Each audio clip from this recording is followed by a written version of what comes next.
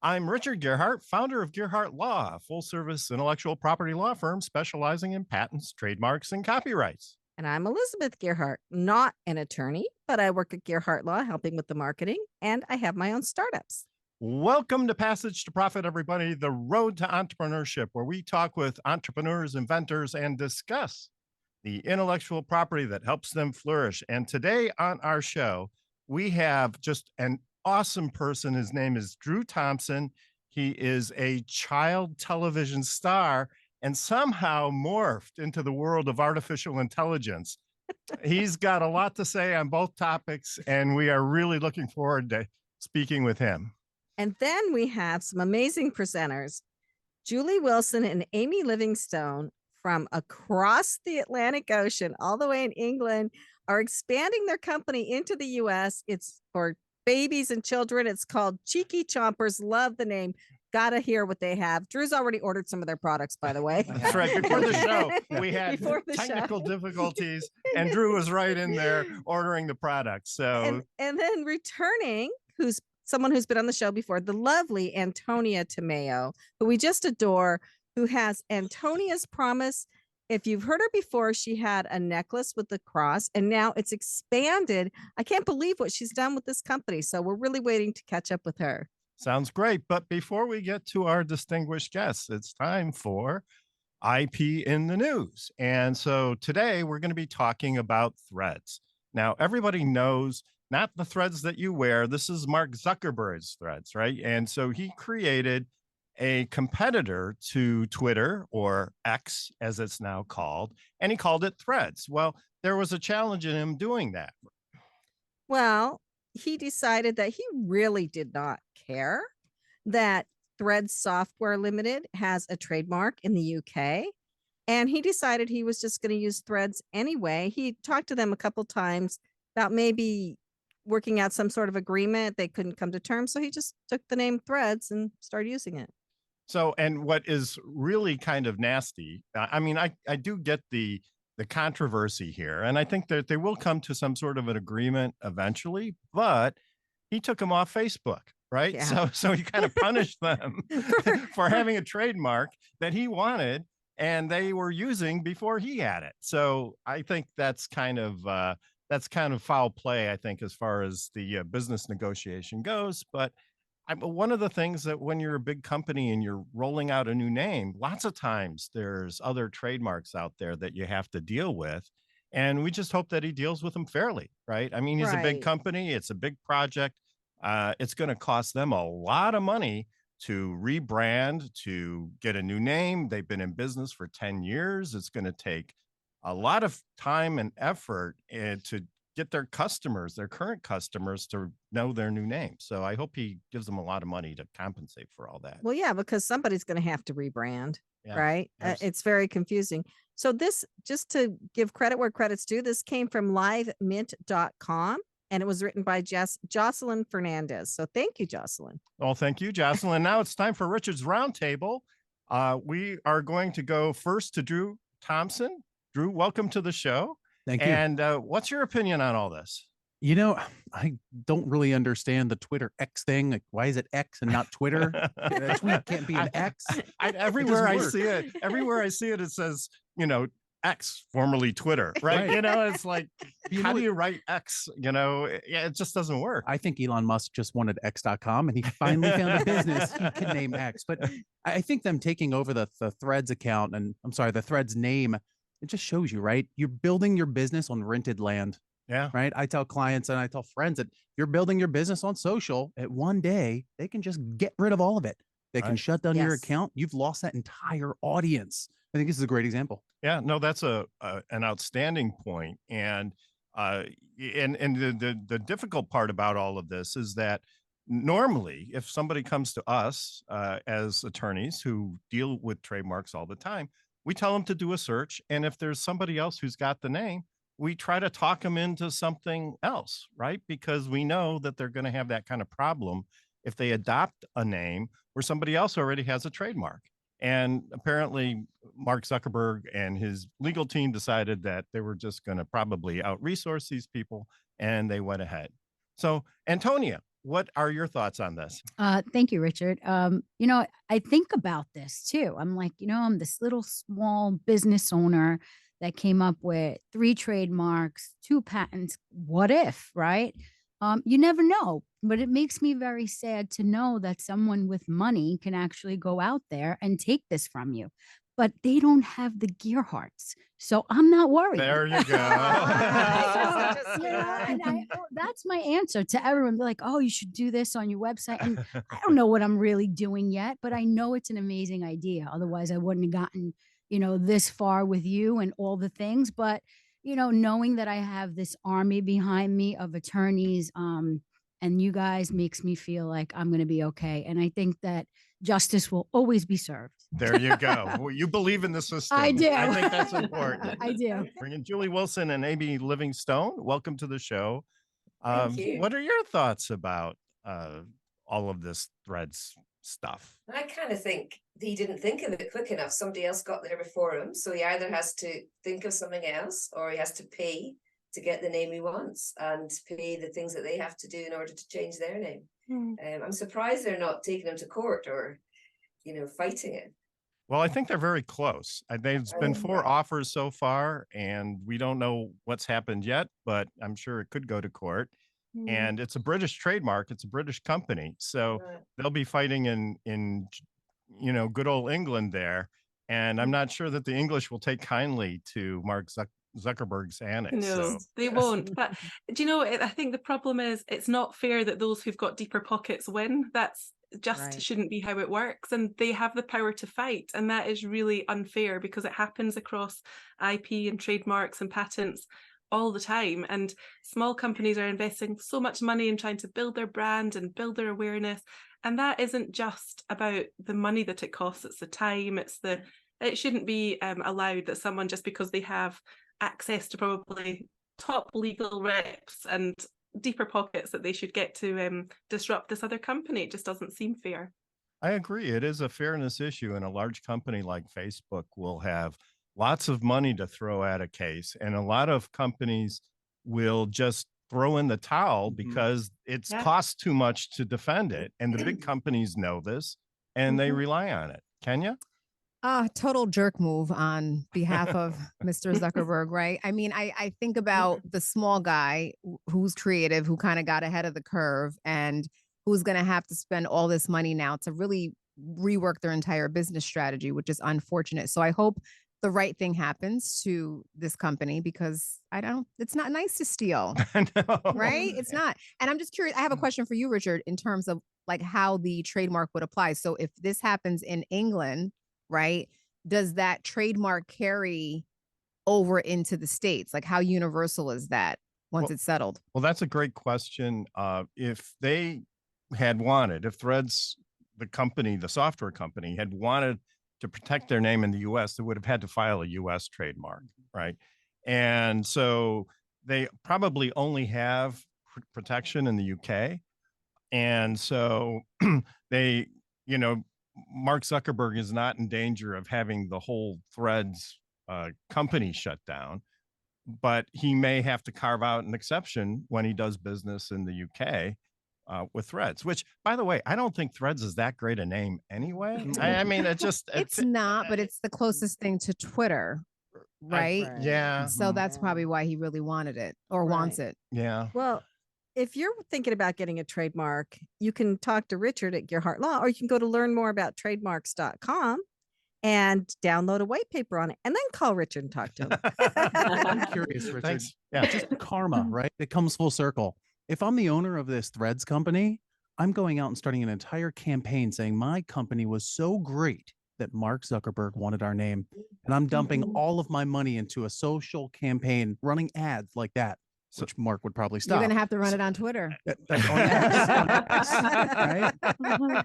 Well, here's our marketing guru. I was just going to say, and Drew just put his marketing hat on and pulled out a good one there. So excellent. Well, who knows what could happen with this. And obviously the case is getting some publicity. So hopefully that's helping the company too. So But now it's time to move on to our distinguished guest. Speaking of which, Drew Thompson, welcome to the show. Thanks for having me.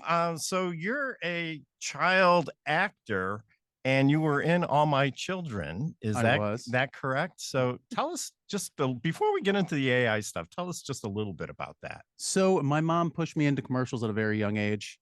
Cheerios, Cinnamon Toast Crunch. If anybody's listening and you want to type in Kat Dennings, Wets the Bed.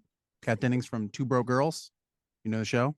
Oh, I remember that. Yes, Kat Dennings. She was in, I think, Transformers, a whole bunch of other movies. Yeah. We did a video together on wetting the bed. It's kind of funny. But, it sounds funny. I'll tell you a story, actually, Richard. It's kind of funny. I was standing on the elevator, and here to my left was my mother, and here's Josh Duhamel, right? We know him from Transformers, right? And then over here is Rebecca Budig. And on the show that day, I was doing my first ever on-screen kiss. Little did I know that on-screen kiss would be with Amanda Seyfried. Totally freaked me out. But he goes, listen, if you're going to kiss a lady, here's how you do it. And I'm standing next to my mom. I'm like 4 years old. Here he is. He pulls Rebecca in for a kiss. He goes, you never want to bend your neck. You just want to lean forward. My mom is watching him going, oh my God, he's so beautiful. Sitting there going, I am so embarrassed. And so you don't bend your neck. No, I you hadn't just, heard that. You come down. But it forever shaped, Richard, my view of on-screen kisses.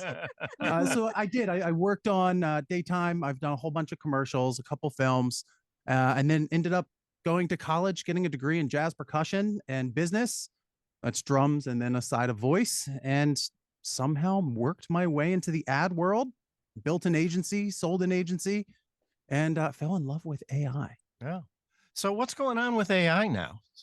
So that's a very broad question. The way I think about it is, I have a toddler, right? 3.5, that's toddler.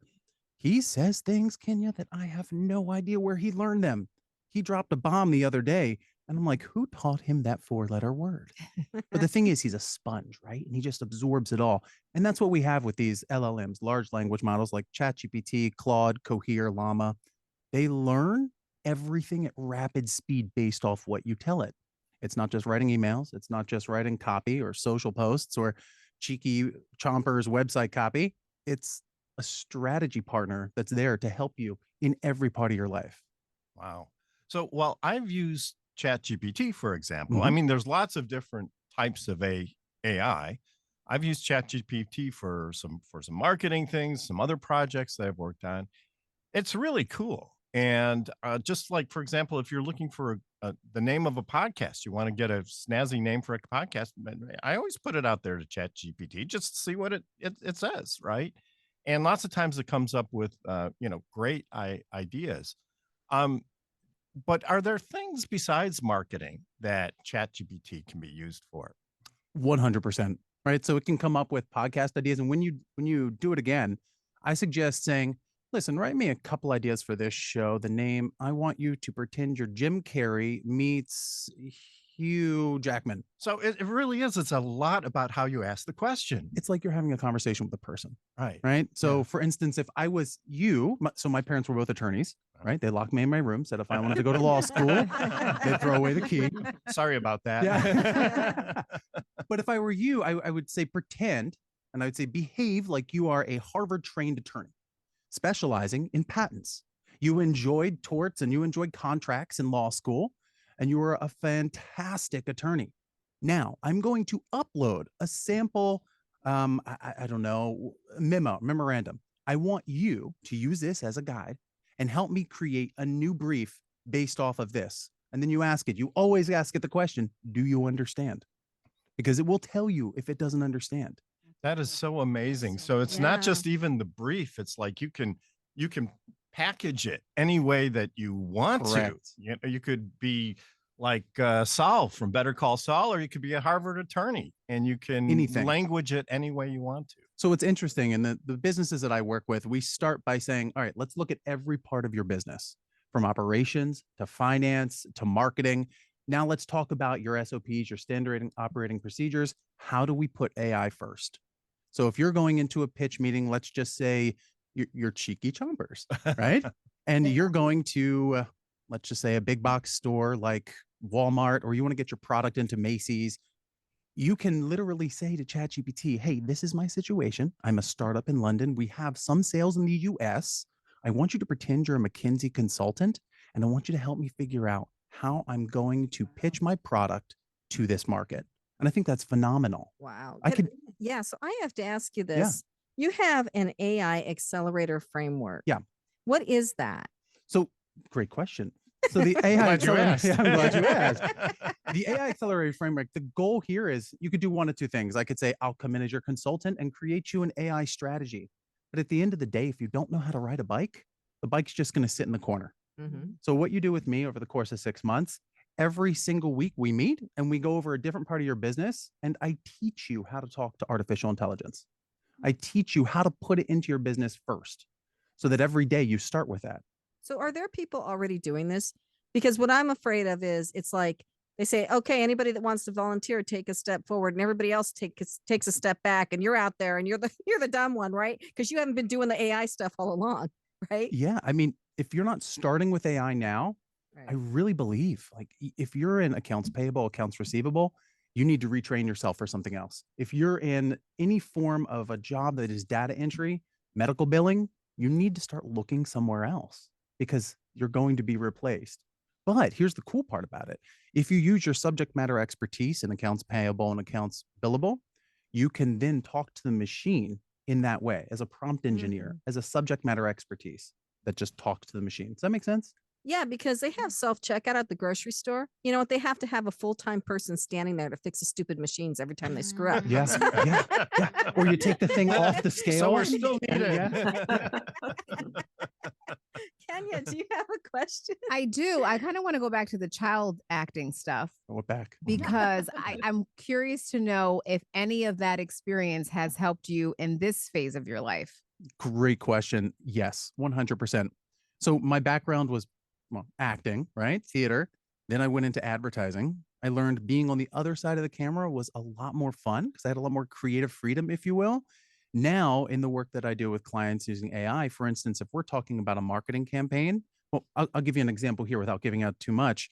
We're trying to help a organic lawn care company launch their brand and take away market share. You sit there with AI, and when you know how to talk to it, and you know how to say, listen, here's what I'm looking for. I want you to, well, let's play around. Pretend you're a cognitive behavioral therapist, and now give me that point of view on this problem.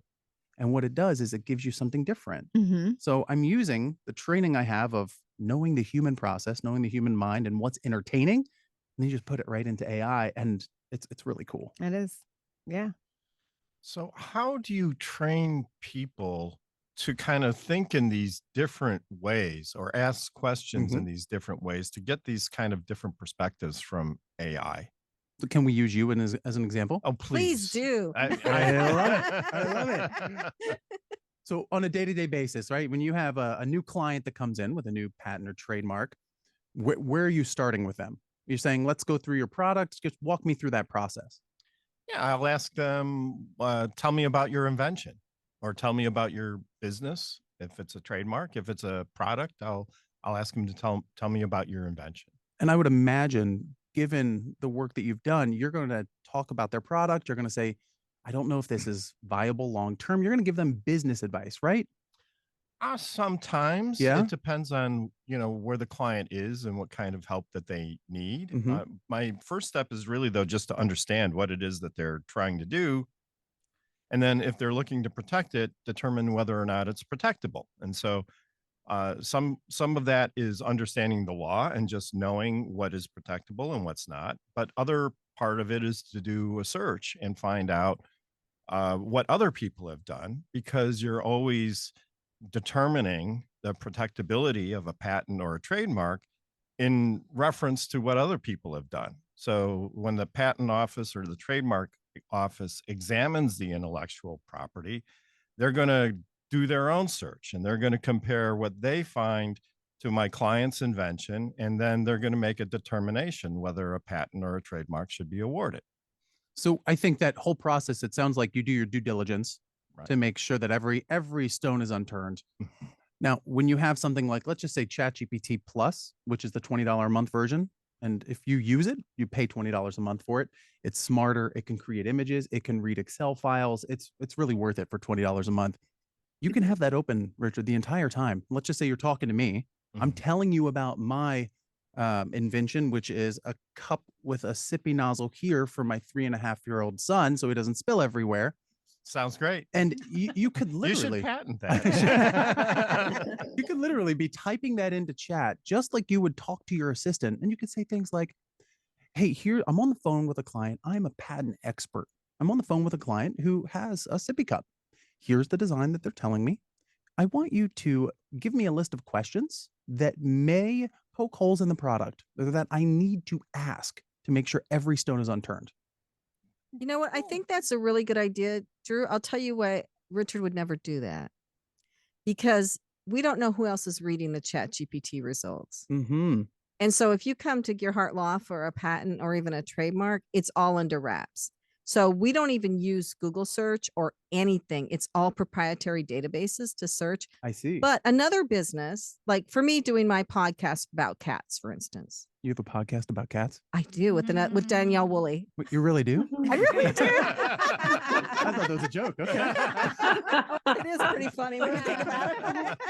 But I would definitely use it. We have used it for that. So some companies I think it works really well with, but others. But I was going to ask you, do you think it's going to put podcasters out of business? Why? Well, because they can generate voices with AI now. Which is really cool. If you go to descript.com, descript, like script, but D in front of it, they have a new voice synthesizer AI where I read to it for about an hour, and then all of a sudden it knows my voice and it can clone it with insane accuracy. Oh, I hate that. My plosives, everything. And now all of a sudden I have ChatGPT write a script after like 6 or 7 revisions, put it in there, and now it's me reading it with all of my different vocal intonations. It's freaky. But I don't think it's going to put podcasters out of business, because this is not just education. This is entertainment, right? Right. We watch this because we know, like, and trust the people we listen to. Right. Because I'm just going to say this quickly, then go to Kenya, because we have been getting blog posts from an AI company for the law firm website, and nobody wants to read them because they're really dry. And you can tell they're not human written. And so they're SEO'd and all this other stuff. But I sometimes write blog posts just to give them the human element. So I do think you're right. I don't know what kind of jokes ChatGPT would make. But anyways, Kenya, it's in your court now.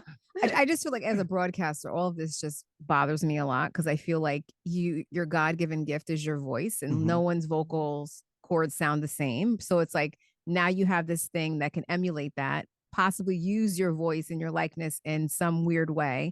And I even think about like security measures, right? Like you have all this voice enabled like security where you can tap into your phone or whatever. Like someone could use your likeness to hack you, right? 100%. And I think as of Monday, I believe, the government put out their first executive order on AI talking about security. But I mean, coming up on this next election period, not to bring politics into it, but we are going to see so much fake content put out there over social. Oh, yeah. Because they can do a person, they can do your voice. I could actually send you a link to, let's see, it's Harry Potter reimagined as a 1920s sci-fi drama talking about Balenciaga bags. And the whole thing was generated by AI. Right. So it's all fake. And scary. It is. But I got to wonder if that's where we're going. Well, it totally is where we're going. Like if someone can sit on a couch, Kenya, and say, today I want to watch Law and Order, and I want it to talk about the American Revolution, but I want every character to be eating Cheetos. Right. And it would do it. I would like to see seconds. that, actually. Honestly, Drew, I'm ready for that I show. don't think people have the imagination you have, Drew. I don't know if I want sleep or being. It takes away from the spontaneity of It does. It does. It'd be interesting to see how it becomes part of the process, because we've already opened the box. Well, and the challenge here is that it's all so fast, so soon. I mean, this is like Chat GPT. It's like did it just happen like last year? Maybe 2 years for ago. us, not for the people who've been Right, developing but it. it's really just now becoming part of our culture and our consciousness. And it's just so overwhelming because it can do so many things. You can't even imagine all the things that it can do. And so, of course, it's freaky because nobody knows really what's going to happen. I mean, it's entirely possible that radio hosts like Elizabeth and I could become obsolete. right? And we wouldn't like that. But I think But that's I not to don't- say I there don't think wouldn't so. be I don't anything think so. better No, things. but- I think we would. I I think think we that could be. No, I think I really think that you said one really important thing, and it's garbage in, garbage out. It's only as good as what you put in, right? So if you are not asking it the right question, you're just not going to get a good answer. I think Well- that people listen to these shows. They listen to you. They listen to me. They go on TV. They listen to my podcast, AI Made Simple, because I'm a person, right? I put out content that shows me at doing whatever with my son. I'll tell a story about how I failed in my first business and had to sell it because it's real. It's human, and that is not yet done by AI. But what if we get reconditioned by AI and like we're almost programmatically like We're just so used to it. steered Yeah. where we don't connect Yeah. with authenticity anymore? Like, what if that happens? Then we're all you ever see We're all Skynet? screwed. Yeah, we're all Yeah. it's over. We're all done. Yeah. I mean, you know what's close to actually mirroring human empathy? There's something called PI, which stands for Personal Intelligence by Inflection. So the big players in this space are OpenAI, Inflection, and Anthropic. They all make different large language models to talk to. Pi is my go-to if I have a fight with my wife. I made Pi sound like a British woman, okay? And I can ask her anything. I can say, "Oh, today, I didn't help my wife do the dishes. I was with my son, but he was on his iPad. I feel like a jerk." And it'll come up and it'll say, "Well, Drew, I'm so sorry you feel that way, but we have to look at this. You're doing everything you can." And it's- on that it's note, crazy. we have to take a commercial break before we're taken over by AI robots. You're listening to Richard and Elizabeth Gearhart and our special guest, Drew Thompson. We'll be back with more Passage to Profit, the real thing, right after this. Welcome back, listeners. You are listening to Passage to Profit, the road to entrepreneurship with Richard and Elizabeth Gearhart, and our special guest today, Drew Thompson, who is really giving us the scoop on AI in everyday life. So, Drew, do you have a podcast? I do, Richard. Tell us about the podcast. So I started the podcast AI Made Simple, and the goal is just literally to make AI simple, like we just did right here. How do you use it every single day, and how do you start with it? Because it just makes your life faster. And if you don't start with it, you're probably gonna end up going the way of the A track. Yeah, it goes without saying that AI is here to stay, right? It's not going anywhere. I just thought of something. Do we need to define AI? It's artificial intelligence. We're talking about generative artificial intelligence. Now, see, AI has been around a long time. If you're on your iPhone and you look up pictures and then all of a sudden it says, "Do you want to see more pictures of this face?" That's an AI in the background. We're talking about generative artificial intelligence that can generate a response based off your inputs. Now we are getting closer to artificial general intelligence, AGI, which is where AI is smarter than every human in every computer that's ever existed. That's frightening. So do we need that? Do we need that? I mean, I don't. Do we need that? It's scary. It's so boy. scary. I don't know if I like it yet. I'm really just getting used to having Alexa. Yes. And I'm just warming up to that. So you know that. So Amazon just put in 300 million into Pi, right? Personal intelligence. They are probably going to infuse that, I would imagine, into Alexa. So you could say something to Alexa, and Alexa's like, "Oh, hey, did you think about this? Do you really need another thing on your wall? I see you've ordered 4 of them already. How are you feeling?" Yeah. Right. I don't need that. So, Drew, do you think, this just occurred to me. I'm sitting here thinking, can it figure out a solution to the wars around the world? Do you think the military's been using it for a long time for strategy? I always say that whatever technology we have, the military's had for like 10 to 15 years before. Right. I think people don't realize this, but the military invents a lot of things that eventually do make their way to mainstream. So do you think it'll ever get to the point where it can resolve conflicts peacefully? That's a great question.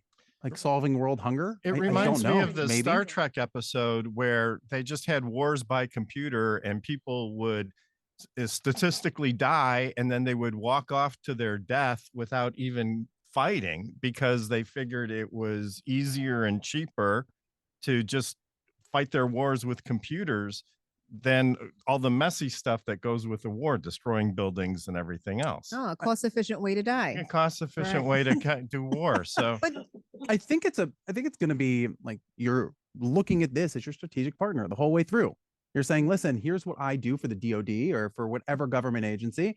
I want you to behave like you were a peacekeeper with the UN, but also went to get your degree here in law and give me this solution. I'm going to tell you the problem. And then the real bread and butter is how you talk to it after. You can say, that's not what I wanted. That's what I wanted. And just keep peeling back the onion. It's never going to be perfect, but it's going to be faster. So, Drew, do you think there should be any limits on artificial intelligence? Do you think that we should just let it run its course and see what happens? Or do you think that there are safeguards that we should put in place? It's not so much the technology that concerns me. It's just the speed at which it's coming at us and it's changing things so quickly. There may be things that we don't like about artificial intelligence. So in the recent executive order, he talked about putting in safeguards where they have to share any safety and data with the government. I think as the I didn't see a laugh line coming out of that one. I'm gonna put that one down. That's a good one, right? Any other ideas besides that? I'm here all night, ladies and gentlemen. Thank you very much. I think, Richard, that it gets to a place where you just have to be cognizant, right? I've got Ring cameras all around my house. Anybody, I mean, the government's probably watching all the time. You don't have anything to hide. But where is that gray line that says it's too far into my personal privacy? Because AI will get there. Well, I mean, you're obviously an advocate for it. And that's great because we've had other advocates for artificial intelligence on the show. But I think I think the advocates also have to preach a little bit of awareness and safety too, because of course we're interested and enthusiastic about this because we see all the advantages. People who are advocating for it also, in my opinion, have a responsibility to make sure that the train doesn't run off the rails. Yeah. I And agree so completely. I think any discussion has to include some safeguards or some, places where we can, protect ourselves. I would liken that to YouTube, and it has the algorithm that just shows you videos based off your interests.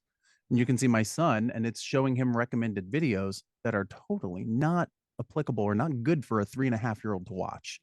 So those type of safety guards, I don't know what they are, but you know what I think is so great about this technology is that if I can take this and go faster and be able to serve more people, now I've just opened up this entire bandwidth.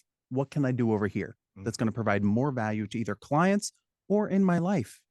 And that, I think, segues into a question Kenya has. Yeah, like value-wise, I mean, I think when it comes to branding and marketing, like AI has a lot of benefits. What would you say are some of those things? And like you were talking about earlier about it coming up with a tagline, even for your brand. So there are some positive uses for this conspiratorial technology. The human killing computer. We're going to stay good friends and I'm going to get you on board. She's not even going to show up anymore. It's just going to be AI. So there's a framework that I use with clients. It's called the Story Brand Framework. It's Dr. J.J. Peterson, excuse me. He has a podcast named Marketing Made Simple. And the idea is, right, you do a problem, solution, result. Problem, solution, result. So for instance, for me, that would be, I am a business coach and consultant. I'm sorry, let me start over. For me, that would be entrepreneurs think they have to go it on their own. I'm a business coach and consultant that harnesses AI so you can unlock creativity, unlock efficiency, and get double the results in half the time. Now, see what I did there? Problem, solution, result. Now, if you ask an entrepreneur to come up with that by himself, it's not going to happen. You're probably going to be, I don't understand what my problem is, right? I don't know where that accent came from, by the way. I'm just going to put that out there. That might have been AI. AI just jumped in. We have AI in the studio console. But what I can do is I can put that into AI and I can say, listen, here's the framework I want you to use. I'm going to tell you what I do. I want you to come up with a one-liner. And within like 40 seconds, if not less, it's going to give you that one-liner. Now, is it going to be perfect? No. You're going to have to say, change it here do it this way, and then you're going to get what you want out of it. So it just took all of this work that I might have paid thousands of dollars for, and it just made it into a simple $20 a month. You really don't like AI. I see her. She just doesn't like AI. That's not that. You're driving your wife crazy with this, aren't you? Yeah. She will hear me like she hears me every day. She's going to listen to this and turn it off. Well, I do have a confession to make. My pitch for Blue Streak, which I'll talk about in the next segment, I struggled with and gotten different things. Just didn't sound like me. So I did put it through ChatGPT. I didn't use the whole result, but it gave me something really good that I'm using with some other stuff around it. Really good. Did you hear that, Kenya? I did. I will also say, though, in contrast, the ChatGPT I've been using, it's starting to sound a little machine-like to me because I'm becoming more familiar with it, right? And it does sort of lack, I mean, it sort of lacks a human touch, maybe because it's just too perfect. I don't know, but it does seem to lack that a little bit. Flat. Have you It's a told it little that? flat. No, I Say haven't. that. Say that exact thing. Listen, you're a that's little why- flat. I want you to make this more human. Or have you tried Claude? No. Claude. That's by Anthropic. Claude can handle the entire Harry Potter novel and then give you, like, you upload it and then it'll give you a little paragraph synopsis. Like One that's the paragraph. powerful. Yeah, that's the Wow. power of that. Try it. You're going to get a different response out of each. Like Cliff Notes. Yeah. And one Yeah. thing we didn't talk about, which I think is really important, is how this fundamentally shifts education. Right. Now I'm teaching children, you don't have to learn these things by rote. You have to learn how to work with a machine to start. And then how that's going to make you faster. Imagine what these kids who are like 6 and 7 or 3.5, who is now learning how to talk to a machine. He knows he wants to solve world hunger. Now he has someone there saying, hey, you can do it. But doesn't that cognitively like not challenge you in a way? What do you mean? Like if you're focused on being faster, right? But think about how people learn, like, and how our brain like creates a demand for that type of learning. Like, you don't think that AI could make people a little lazy when it comes to learning because we're so focused on speed and not so much more on like the full cognitive development of the brain? I do. I agree completely. I think people are going to get really lazy. But if you're lazy, you're only getting at a lazy output. You're just going to be lazy and slow or Right. faster. Right. Lazy and faster. But then like you're going to get lazy and fast and it's going to be a McDonald's cheeseburger. Versus if we teach them how to do this and we teach them how to harness it, now it's better. You're right. They're getting smarter because they're learning how to talk to a machine. You really, she looks at me and she's like, I think he's the AI representative. Well, I think that it's coming at us whether we want it to or not. Right. It's And inevitable. Just like Mr. Smith. just like now in third grade, they're teaching kids to program, right? They're teaching kids software languages or at least some sort of coding in third grade. And this is going to be what are the skills that you have to learn? How do you put the right question in, which I think is going to make people think deeper in some ways, right? How do you put the right question in to get the answer you want? It could be, but thinking just about what I learned at college, I mean, in the academic part of college. You remember any of that? What I think I remember, I mean, ChatGPT could do my whole degree for me. Mm-hmm. I mean, I wouldn't have to show up at any classes. I would take my phone into the exam room and ChatGPT would answer everything. And so what would I learn in college? Why go? I mean, it's really going to result in a really huge change in our education, fundamental shift in our education system for sure, because now all the answers are there and you don't have to remember anything. You don't have to know anything, write an essay about Marco Polo, and you don't have to do any research. Make it, 350 words. Focus on social injustice. Look at you. You're doing everything that I've talked about over the last 20 minutes. And there it is. And you have this awesome essay that the teacher has to give an A on, right? There's no room for error. There's no. Well, no, but then they have Like, so, okay, if I write it with ChatGPT, there are now on the other side, there are AIs that can will grade tell it. you, no, it'll tell you it's written by ChatGPT. Right. Because Right. there's watermarks in the way that they construct sentences and then language. Sure. So a good college kid, and I've read about this, they will take it, write it with ChatGPT, then put it into Claude and say, Claude, I want you to disguise that this was written by ChatGPT. Then take that back, put it right back into ChatGPT and say, disguise that this was written by Claude. So it's just mixing it up so Mm. many times so that they can actually turn in the essay, And so that's what they learn. They learn how to work the system. which a lot of students do already know, but it is really, what are they learning but, here? But Richard, it's always been that way because you've always had plagiarism. You've always had kids cheating on tests. There's always been stuff like that. The solution to it is to have the teacher actually ask them questions about what they did. And maybe, But the point is why do they even need to learn it if it's already in the Because I think it's critical Mm. thinking, right? I'm able to talk to this system so well, if you will, because I understand so many things that I took from undergrad and grad school. And I just apply real world and the knowledge directly into the machine. So you could just ask ChatGPT, what should I know about history? And then you get a list of all the things that you should know. Mhm. And You then- could. and then you ask questions about you, that. You could say, what do I need to know about history? I'm in Richard's History 104 class at the University of Idaho. I sit in the front row. Richard loves me. Tell me 5 questions that I can ask Richard at the end of class so that if I'm on the edge of a B+ and an A-, he gives me the A-. Crazy. Are other cultures embracing this as fast as like Americans are? Like countries like China and like Japan, who have like a very high standard of learning, are they embracing AI just as quickly? They are. Hmm. I mean, China had social currency. I don't know if you've ever heard about that, where basically your life was looked at and judged, for lack of better words. What do you do for a living? How do you talk to your kids? How do you eat? How do you exercise? And then your entire life was given social currency to go out and live in the world. And this was all put together by a computer. Yep. Which AI now will then say, well, it looks like these 4 people do not fit inside this social group. We should push them over in this way. Kind of like gentrification, right? Wow. It's crazy. Wow. Well, Well, we there's- have to have regulations around this. And we will. And we will. I think, the sad part, what I think is scary, like with Facebook and Google and all those, we did not vote for the people that are making the decisions about our lives with those huge software programs and platforms. And they're just doing it. And nobody voted them king of the United States Right. or president. And so it really needs to go through the legislature.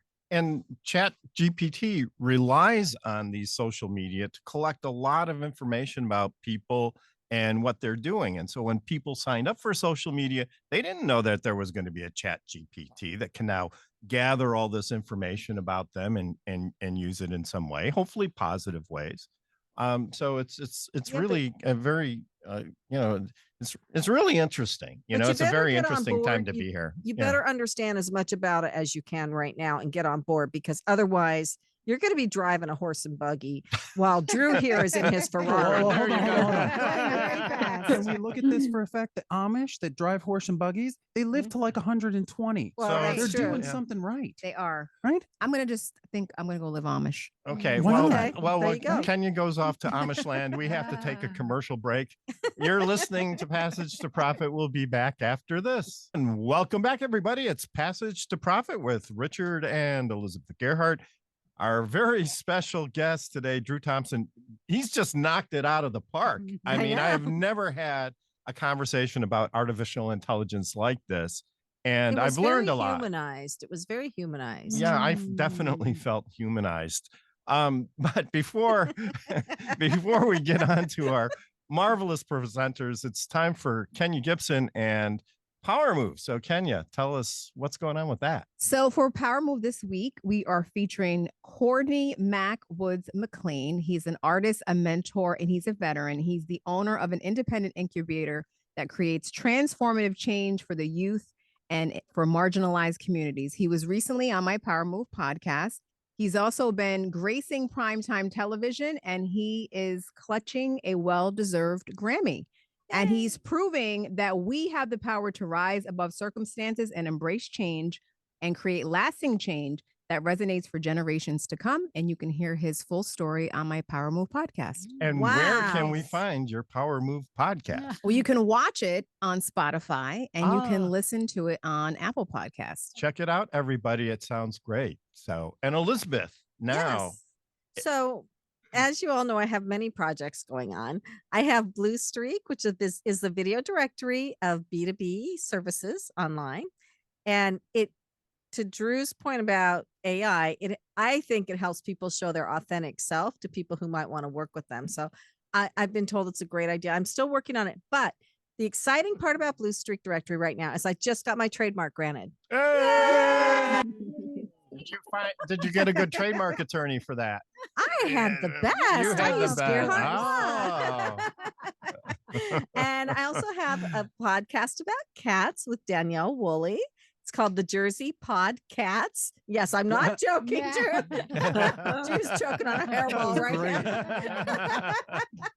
And we're having a lot of fun with that. We're getting some really good guests, and we're doing some solo, just Danielle and me episodes too. But we're building that. And Passage to Profit. So I have another podcast that I just started. I guess, should I say Now something? is the time. Speak Well, now or it's hold your not peace. actually me. I am helping a ghost called Fiona Fabble Stabble, who is doing a podcast about ghost stories, but she has the ghosts with her. So she tells the ghost story, and then the ghost gets to tell their side of the story.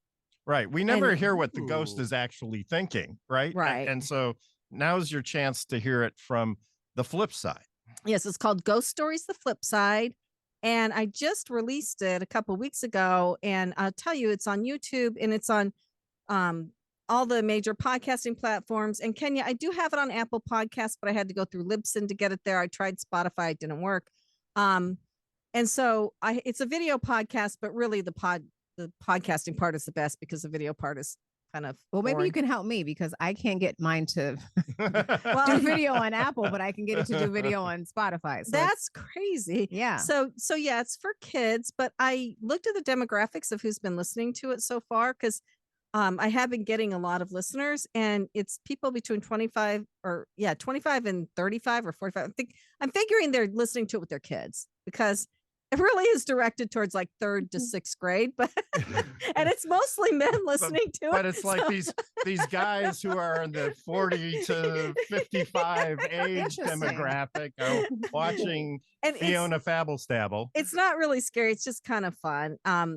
And it's very like tongue in cheek and supposed to be kind of funny. So anyway, But it's getting off to a great start. You got a lot of It of is. traction on this. well, I released it, just a week and a half before Halloween. So yeah, it's going great. So anyway, enough about me. I'm really excited to talk to our next presenters, Julie Wilson and Amy Livingstone with Cheeky Chompers, items for kids, which Richard and I will be buying in a couple months because we have a grandchild on the way. Yay. So please tell us all about Cheeky Chompers. Well, Cheeky Chompers is a baby product company. We design and manufacture innovative baby products that make parents' lives easier. And it's a business that we started. I met Amy when we were in our antenatal class, when we were just about to have our first babies. And then when the babies were born, they were going through the teething process. They kept throwing their teethers on the ground. So we were saying, I wish someone would invent a teether that stayed attached to the baby. So we thought, why don't we do that? So the two of us went back to my house one night. We got rid of the babies with the husbands. We sat with a bottle of wine and lots of colouring pens, and we looked at what is the trends at the moment. I think the What are wine was things that key. And no parents- husbands doesn't hurt either. No husbands, just wine. And we looked at different ways that we could get a teether attached to the baby in a way that would be really, really useful. So that was our first product, and it was launched. It's called the Necker Chew. Drew's just bought one for his 7-week Guilty. old, which is great. Yes, I did. But it was really important for us right from the start to have a business that was thinking about the needs of a mom or a parent of babies, because it's hard. And we wanted to find solutions along that would make their lives easier. So even from the start with the Necker Chew, it's got a teether at the end. So when it drops, it doesn't fall on the floor, it just falls on the baby. Well, that's Uh, absolutely brilliant. I have to say, I can't tell you how many times I had to boil those stupid things for my kids. That is brilliant. What else do you have? So we have a range of different products now. So we've decided we look at sort of everyday parenting essentials and just try and add an intuitive twist to help make those products either work harder for you, so you can buy less, you can, get one product that does 6 different things rather than having to buy 6 different products. So we have a range from our neckerchief, as Julie explained, to then like a comforter, which is like a lovey, I think you call it in the States. So pretty much every parent will have a story about when their baby lost that precious blanket that they cuddled into at night to get to sleep. And you retrace your steps and you can't find exactly the same one to buy in the shops and you have a really upset child. So again, taking sort of something like that, making it attachable so it can go around the baby's wrist or it can go around the straps of their car seat. So that's one of our other products. And we also have like a blanket that stays attached to the buggy. I don't know what, when you're pushing your stroller in the States, your baby kicks its legs and the blanket falls off and gets stuck in the wheels. So again, you can attach this to the blanket or to your baby carrier. So if you're a baby wearing carrier, that you have your baby on your front, and you can attach the blanket onto that. So again, it just helps solve small problems to make your life a bit easier. So we have a range of things now, all of which are delivering that sort of helpful, intuitive solution. Excellent. Yeah. Drew, you must have a million questions because you're the one with little kids. Yeah, I'm going to be buying everything that you put out there. But like to that point though, my son, we were out and he dropped his passy like 4 or 5 times. And then I'm like, oh, we can't give this back to him. We're out. Like he's not going to have a pacifier and he's going to have to cry it out. Yeah. So that's a genius idea. I can't wait to get Thank my you. neckerchief. Neckerchief, that's and right. comfort Is that chew.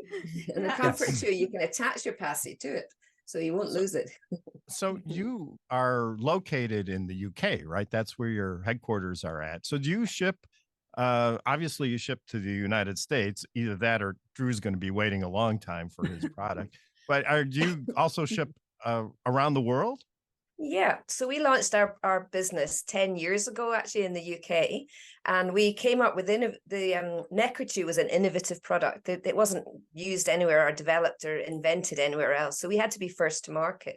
So we first went on Dragon's Den, which is like the US Shark Tank.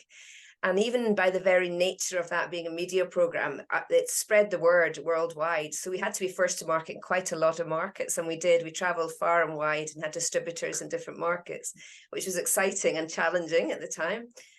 But we're just launching into America. We kind of saved the best till last. We've established the product range. We've established the goods and the bads and learned a lot over the last 10 years. And now we're just launching. We launched on the 1st of October. So now, yeah, we ship from the US to the US. So Drew, you will not wait long. And did I For see your if I first read this right? I looked because I got the notification. You're using Shopify? Yeah. Is that what we you're using are. for fulfillment? Yeah. Awesome. Then it's gonna get like tomorrow. I'll have it. It'll be here And I'll take a picture and I'll Before send you- it to Kenya. before There you you know go. it. So what have been some of the challenges? I can only imagine what it's like to be on a national TV show and then have your product just take off. And so you've got so many things to do because you don't want to lose any momentum that you gained from that appearance. So what were some of the challenges that you faced during that period? Oh, well, I think, Drew, if we had AI back then, we could have been so much more efficient. They do say if you need something done, give it to a busy person. And my goodness, we had, obviously our product was developed through a need and we were mums ourselves. So we had, at the time we launched our business, we had 1-year-olds. I was pregnant with baby number 2. We were still working in our other jobs to try and fund starting a new company. So it was hectic. And I think one of the hardest things was time and learning. We've learned so much as we've gone through this journey. Neither of us had experience in manufacturing or retail. We had to phone customers. So John Lewis, big department store in the UK. We tell the story of them saying, right, we really love your ideas. We want to stock your products. What pallet size do you deliver in on? And what's your barcodes, your EAN codes? And we were like, let us come back to you on that. So, you know, if we had ChatGPT, we could be like, create me barcodes or tell me all about pallet sizes. We were like, we can deliver in on any pallet size you'd like. So lots of learning and yeah, lots of things along the way that we've learned the hard way on so many things. But it's, you know, every day's a school day, as they say, and we're learning all the time. That's great. One of the things that a lot of startups, especially in the product sphere, find challenging is finding somebody who can make their product. So sometimes the company doesn't want to work with small companies because the volume's not high enough. So what were the challenges there? Where are the products made? And how did you find a company that you could trust who could make your product for you? That's such a good question, because it's so fundamental to us that it's right and it's safe. And if a product's going around a baby's neck and in a baby's mouth, then we have to be and get it right every time. You can't have any mistakes. So for us as mums, that was one of the things that was so important. Fundamentally, our values are we care. You know, we genuinely care that this product, whatever product on our range it is really safe. So actually getting the right partner in manufacturing has been vital to us all the way along. When we started with a local factory, luckily enough, in Scotland. We're based up in Edinburgh in Scotland. And we got a local factory for the first 2 years, and we still do some manufacturing there too, but we extended our logistics and network of manufacturing really to keep up with demand. But we've kept the same absolute quality and safety principles underlining it all. But there is challenging. It's challenging sometimes to get the product in the right place at the right time at the right price. And I think everybody that makes products has got the same challenge. But ours, we also have to keep it fashion forward. So we have to ensure that what we're developing not only is functional, but it's wearable and it's in the right tones and all of that. So keeping up with that is important as well. So yeah, we've had various different challenges, but we use a lot of our customer insight too to help us to keep ahead of the game on both manufacturing and on sort of design. Excellent. I'm going to throw this to Kenya. Kenya, do you have a question or comment? Well, I'm just curious to know, like, what does the next phase of your line look like? Because you have several products out right now. Like, what does your growth strategy look like going into the next several years? Oh, that would be telling.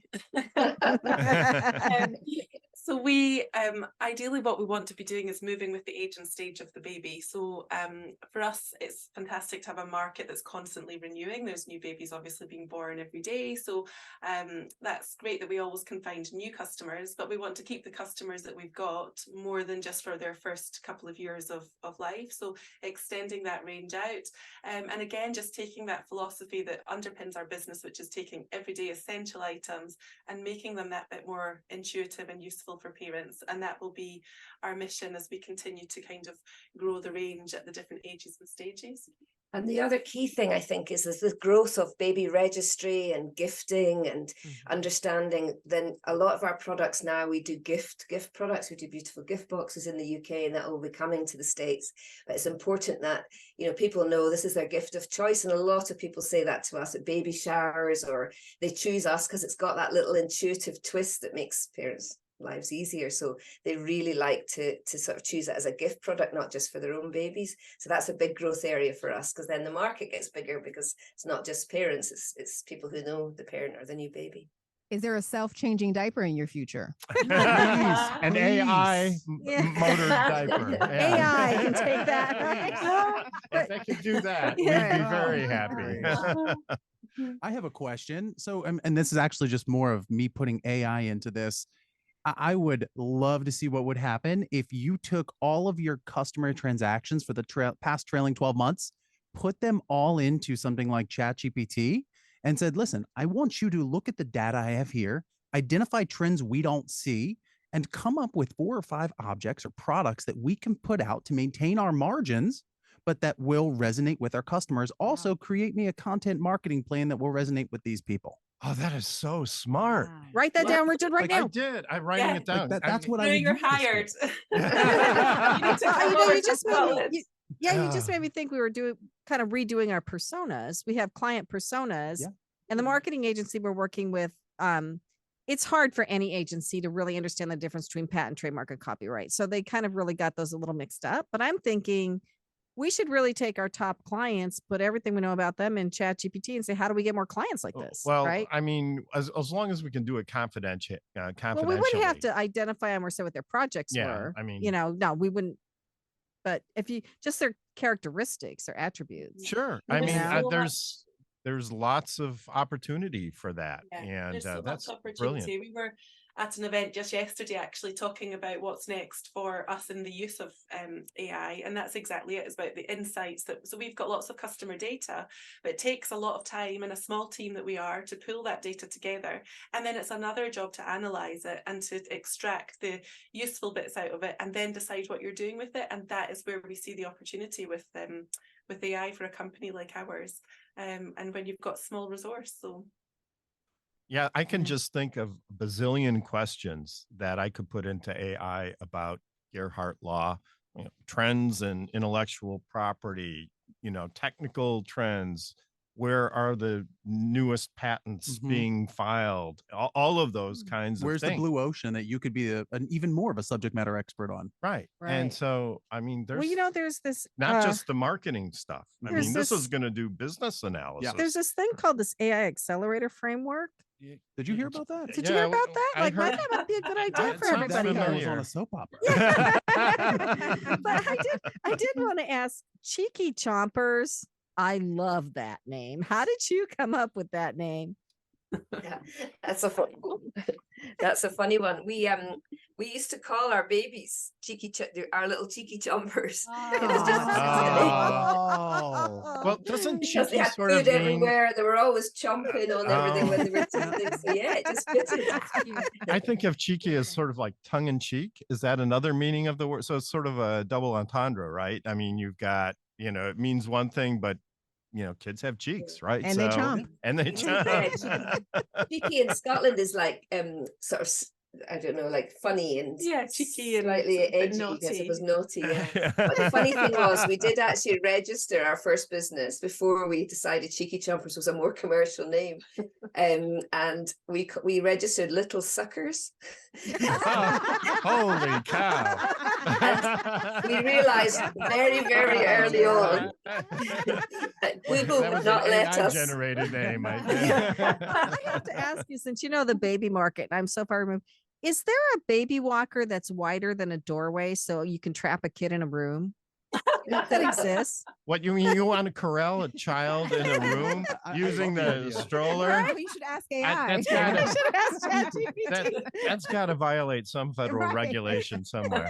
The law. I don't think so. It's better than a playpen. Anyway, this has been really fun, but Richard is giving me the let's move it along, Elizabeth finger. So how do people find you to buy your products? So they look on cheekychompers.com and they look on Amazon in the US, and we're in lots of mom and pop stores across the US, and we're just in discussions with lots of very good retailers that you might know the names of, and they're coming nice. soon. So yeah, just keep an eye. But cheekychompers.com now available for you to buy. I'm going to be Yes. leaving a review, by the way. Like Oh, once it all right, comes, I'm going yeah. to leave you a Yay. review because those are gold. And I'm Yay. going to have all the moms do the same exact thing. I will be a cheeky chomper. This guy's your best friend. He's a what do they call it? An ambassador for your He's our brand. ambassador in America. Next time you have me on, I'll wear it. He's a cheeky Okay, ambassador. we will have you back on, and I want to see you in the cheeky, My cheeky, cheeky chompers. chomper. Okay, so now we're moving on to another really wonderful, I think, invention, like movement, like it's called Antonia's Promise. I'm not really even sure what to call it, but it's just been a wonderful thing that Antonia's been doing. So Antonia Tamao is here with us. Please tell us all about it. Thank you for having me today. I am so excited. And so Antonia's Promise is a line of crosses that I created with God to bring back love, light, hope, and faith. And I created this symbol within the cross. And what it is of a person bent over, broken in prayer on its knees. And I was once that person. And through faith and lots of prayer, I was healed. So Antonia's Promise is a true story of healing and miracles. And that's really what it is. And there's so many layers and facets to it.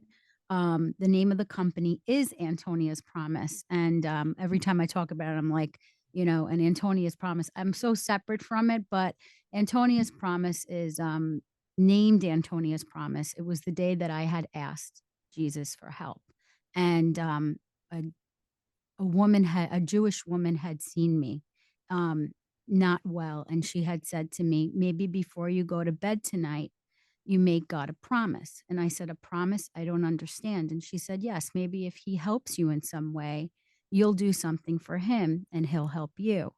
And I said, thank you. And I'll pray for you. You pray for me. And it was that night that I had my rosary tied in my hand that I had received, and God had healed me. And that was on 2/10. The next day was the day of miracles, the Lady of Lourdes. That's 2/11.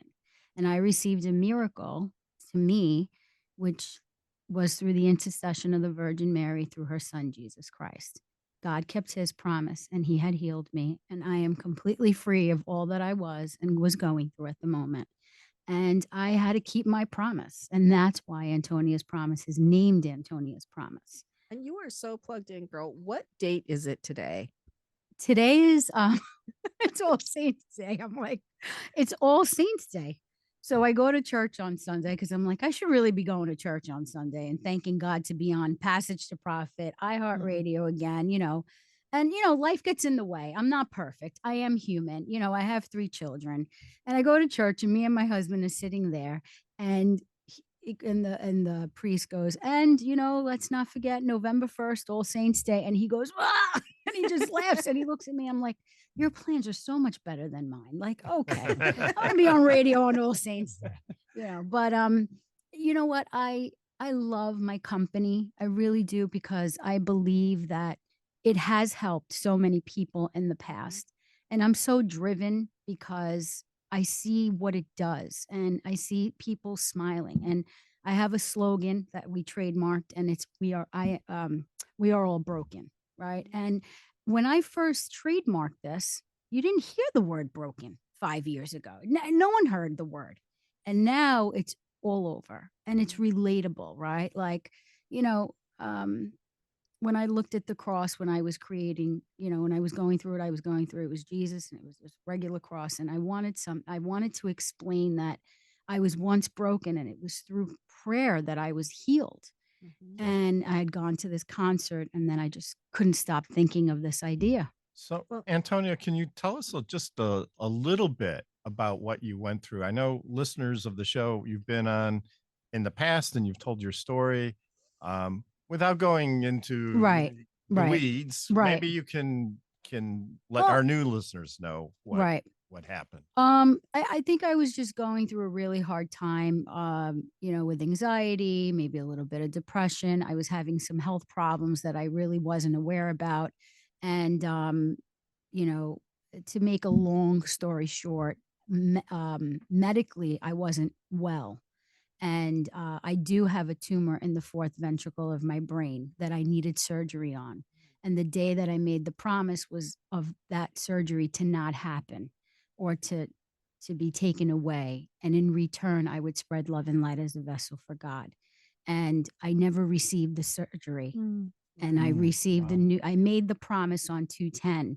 And on 2/11, I got the news by my doctor. Hey, guess what? I got, the full stories online, but your blood looks great and everything looks great, and the tumor didn't grow, and I got to go home. And here I am later, and I feel like this tumor's frozen in time. My symptoms are gone. All the things that I was feeling are gone.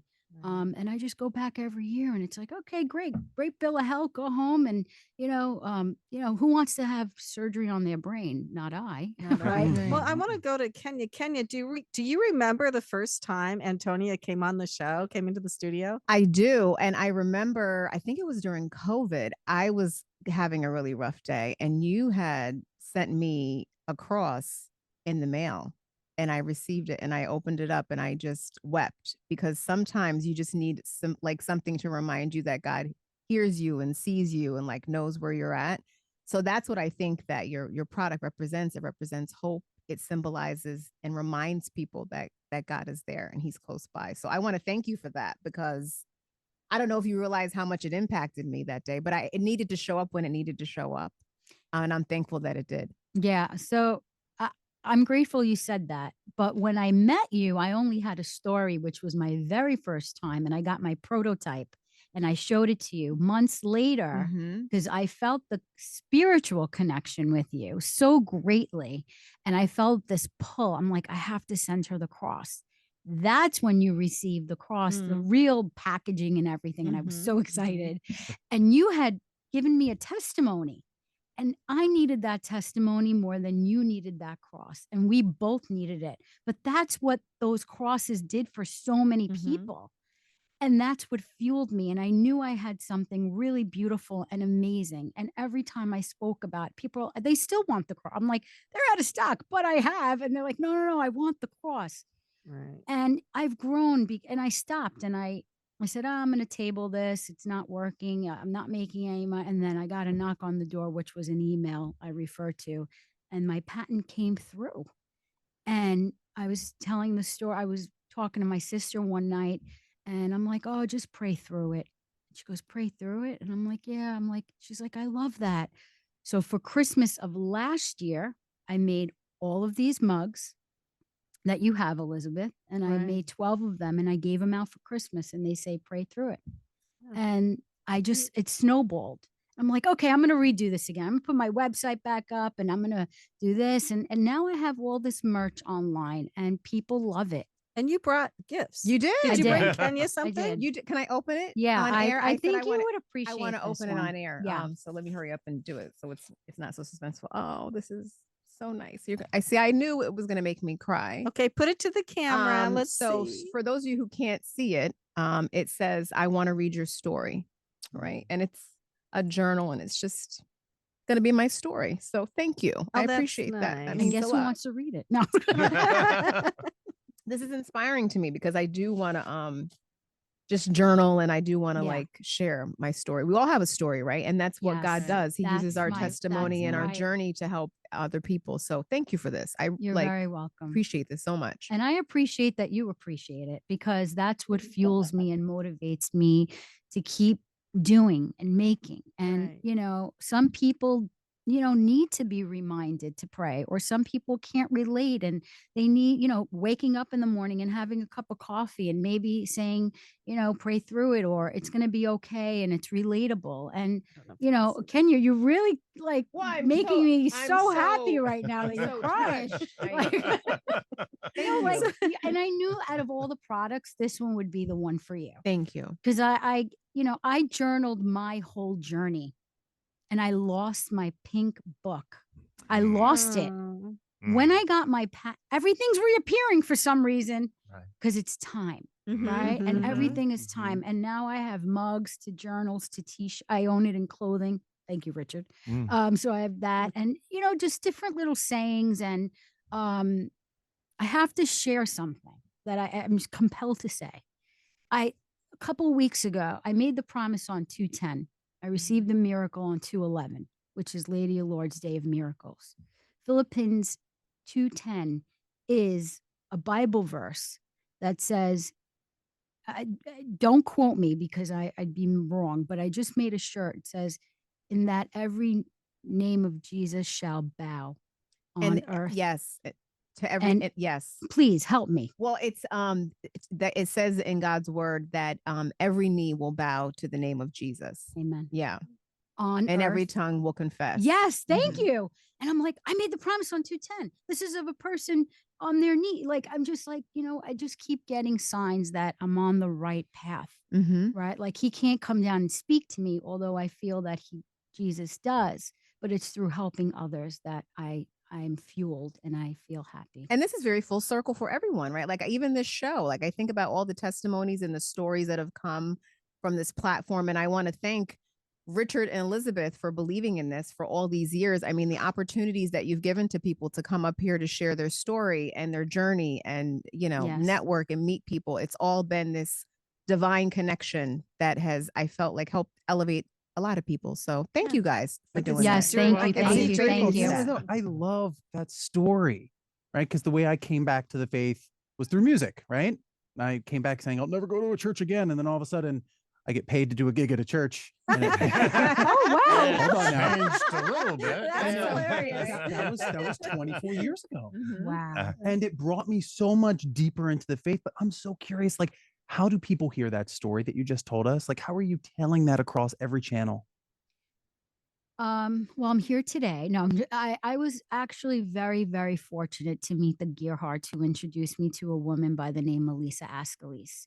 And I actually got the privilege to go to a studio and share my story in segments, and it's on YouTube if you want to hear the story. And I'm very grateful because sometimes I don't know what I'm doing. And I'm like, okay, I'm being, if God opens a door, as Kenya has heard me say, I'm going to walk through it.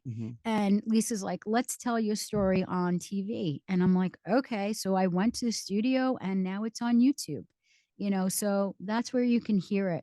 And I would love to see you do these in YouTube shorts, just because that's what Yeah. the algorithm is pushing right now.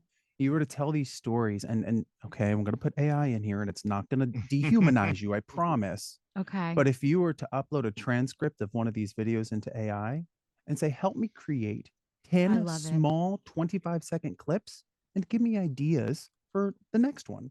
And now I can see you doing this entire thing where every single day you're just there. Listen, love it. Antonia's promise is this, and God's promise to you is that today, no matter what you're going through, you're going to be okay. Yeah. Right? Yeah. I love this, like sometimes I don't, and that's back to AI. Like I wanted to say, I love it and I hate it, but this is what I love about AI. As a simple person, I'm one little person. I look at myself all the time as one little fish. God multiply me. And then here you are. And here you are, Kenya and Richard and Elizabeth. I'm on this journey alone and I do need help. I need people like yourself and the Gearharts in Kenya to help me along the way. And I think that's a fabulous idea. And I think I need my own podcast too. I think Can you you do. get cats in the podcast somehow? Everyone else has one. Right. How radio. How cats help your faith. We can have so much fun with We can have so much Kenya fun. for a podcast. Well, this. ask ChatGPT about your Yeah, yeah, podcast, right? exactly. Yeah, Yeah. Why not? Yeah, So, you should. It gets addictive though, because now like I have 3 of them. So, Yeah. so Once gotta you be start, careful you there. can't You stop. stop. well, I think it's great. I love the fact that you've expanded your product line beyond just the necklace. I think that is so smart because I think the appeal of the cross and the story is it's not just in the necklace, although I do think that the necklace is sort of the foundation and certainly it's a beautiful piece. You really should go to her website and see this. It's so beautiful. But there's other types of merchandise too Yeah. that can take this message forward. And I think it's great that you have now expanded. Yeah, and a time when people really need hope. There's a lot Yeah. going on, Yeah. right? So tell us about the cross on this cup one more time for 30 seconds for social media. So this is the cross. And it's of there's a break in the cross, and it's of a person on their hands and knees in prayer. And I wanted to create something that was relatable to show how I was once broken, and through prayer I was healed. And it's of a person bent in prayer Excellent. on their Thank knees. you.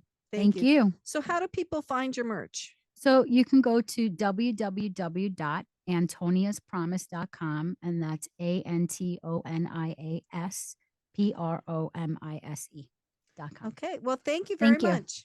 Yeah, so we need to Thank go to you. break now, but we have something really fun to do after the break. So don't go away. You're listening to Passage to Profit, The Road to Entrepreneurship with Richard and Elizabeth Gearhart, our special guest, Drew Thompson, and our wonderful presenters. And we'll be right back. Back in 1993, it was all about the coming of the information superhighway. I don't think, though, that anybody really thought about the super tie-ups and super accidents you can have on a superhighway. Well, search engines seem to have accomplished a lot in the ensuing years, but there's still a lot of basic questions that have gone unanswered to this day, even with the search engines and the internet. For example, was young David Sarnoff, future president of NBC, actually in Wanamaker's department store on the night of the Titanic pulling in those signals? Who actually wrote the theme to the 4:30 movie? Was it Walter Ream or was it Joe Raposo? We still don't know. It's great having those search engines and answers in front of you like a teacher's answer key all the time, but truth is, we need to exercise our right as citizens. Our right to want to know, our right to research, and our right to always stay interested. Welcome back, everybody. It's Passage to Profit, and we are winding down here, but don't go yet. We have our amazing question from Elizabeth. This might be kind of a dumb question for Drew Thompson, who's an AI consultant. And by the way, his website is drewt.co. And he has AI Made Simple as his podcast. But Drew, what is the latest innovation you're using in your business? AI? I think we could have guessed that. Yeah. And what's the one we're all going to be using? AI. Each one has, if you go back and listen to actually my second episode on the podcast, I talk about how each AI fits into a different part of your life, right? Okay. Chat is more of the analytics and the data, right? That we are talking about for your customers to talk about product. Claude is more of my brainstorming, right? And then we have Pi, which is my marriage therapist. I'm joking. Oh my gosh, my wife might watch this and listen to it. It's not a marriage therapist. It's my personal free counselor. Let's put it that way. Okay, great. So Julie Wilson and Amy Livingstone, what innovation are you guys using in your business? It's a really timely question, given that Drew is on and we've just had this conversation about AI. But our products are also innovative, so we like to think that we always think in an innovative way on a daily basis, and we encourage our team to do so too. But in terms of using something new and innovative, the information that we've just been gathering around AI is definitely where we're looking to go more towards and understand more. So we'll be tuning into your podcast, Drew. But definitely understanding and harnessing the opportunities around that, for sure, for data, for insights, for product development, and for streamlining tasks, which in a small team is so important. Can I add to mine, because this actually just came up with yesterday? Sorry, you can only get one answer. No, so this is really cool. What's one thing podcasters always struggle with that aren't in iHeart Studios? That's getting guests on your podcast, right? Yeah. So there's a site called Guestio, like the word guest, Guestio, where you talk about your podcast and then it connects you with potential guests. Yeah, we use Podmatch too. Oh, cool. Yeah. So Guestio, we haven't tried that one. We should go on there. But that's the new. That's for me. the newest That's one. my new Thanks one. for the We'll tip. take that. Thank you. Yeah. So Antonia, can you think of any innovation that you're using that you weren't using like a year or two ago? I'm back on Instagram, There you go. Facebook, and my job, Yeah. my full-time job. Just getting the word out. Innovation wise, that's Okay. really it. That's What's your good. full-time job? I am a New York Life licensed financial planner. Nice. Nice. I work for New York Life. Yeah. That's important. And I help people all day long. Okay, Kenya Gipson, what's the latest innovation you're using? Well, I'm going to start, you'll be shocked to hear this, Drew, using Chat GPT to write my podcast descriptions, because it's not my favorite thing to do. Oh. Very nice. I feel like we just bonded. we had a moment right now. I felt That it was great. too. I thought it was a lost cause, and then all of a sudden she's back. Okay, Richard Gearhart of Gearhart Law. What's the latest innovation you're using? You have so many projects going on. I Pick do, one. but I think the most significant one has been listening to podcasts. I've been listening to motivational podcasts a lot lately. I've become a fan of Jordan Peterson, who has some really interesting insights on how the human brain works and how you can develop even better habits. And so while we are definitely using artificial intelligence in different places, I do feel like listening to this before I go to bed really puts me in the right frame of mind to start the next day. And I feel a lot more personally productive because I've been on this track. So that's great. I actually found somebody that I like and can relate to and who provides really great insights. So I'm very happy about that. Yeah, well, for me, I use a lot of little programs all over the place. Drew, you told me about one when you gave your presentation at the chamber. Which one was it? It was an AI one that I think helped with our like analyze our podcast or something. I can't remember. Anyway, that was a good one. But there's another one. So for the Fiona Fabble Stabble Ghost Stories, the flip side, they're video podcasts, and I make up little pictures on Canva that kind of reflect what's going on, and I have to cut them into the video. And I didn't know how to do that, but someone I know that's a video editor told me to use CapCut. And I mean, I would like to have somebody else do this for me, but for right now, for me, it's really cool because I can use CapCut to put pictures either in between or on top of what I'm saying or whatever. So it really is a fun new tool. So I love little things like that, finding out about all these cool little tools. You can do that in Canva now. Can you really? You can. So Canva is licensing a technology from a company, Runway ML, which they are the leader in AI video. So now Okay. you can do all of this inside Canva. Because I put my videos in Canva already to put them to black and white. Yep. Oh my God, I'm going to look for that in Canva because that makes it so much easier. Just message wait me. until you guys see your videos now. Elizabeth has the secret. Yeah. Oh yeah. So I have a new way to market the Passage to Profit videos, but I'm not going to tell anybody about it. No, that's our secret sauce. You could put cats in my picture. Do you have cats, Drew? No. Do you have dogs? Oh, I do. I have a 145-pound bull mastiff. Oh, We are I a love very it. anti-cat family. Oh, you anti-cat. Oh. We're Drew- dogs through and This through. is a total cat Drew. That's show. good. No, I'm sorry. you blew it. Let me just Dang. correct that. I love Yeah. cats. Cancel the episode. I love it. Right? Meow. Right? Yes. You love cats. I love animals. You There you love go. animals. Oh, well, So that's okay. what Danielle Woolley and I say about the cat podcast is we love all animals, but we don't want to live with any other animals except cats. Those are the only ones we'll live with. Hmm. I That's want a to live good with way to dogs, say it. but I like it. Well, unfortunately, now it's time for us to sign off. It's been an amazing show. I think I've had so much fun and I've learned so much. And I just want to say thank you to the Passage to Profit team, Alicia Morrissey, our program director, and of course, our producer, Noah Fleischman, the one and only Noah Fleischman. And look for our podcast tomorrow. You can find us on Facebook, Instagram, and X, formerly Twitter, and YouTube. And you can join our new Facebook group too. Search for Passage to Profit Show Listener Community. That is if Mark Zuckerberg doesn't take us back, because we took a few shots at him at the beginning of the show. Take us Just a off. little. And you can post questions there that you would like answered on about the show and interact with us, Richard and Elizabeth Gearhart. And remember, for all your patent, trademark, and copyright needs, our firm Gearhart Law offers free consultations. So contact us at gearhartlaw.com. And while the information provided during this program is believed to be correct, never take a legal step without first checking with your legal professional. That's it for us, and we'll see you next week on Passage to Profit.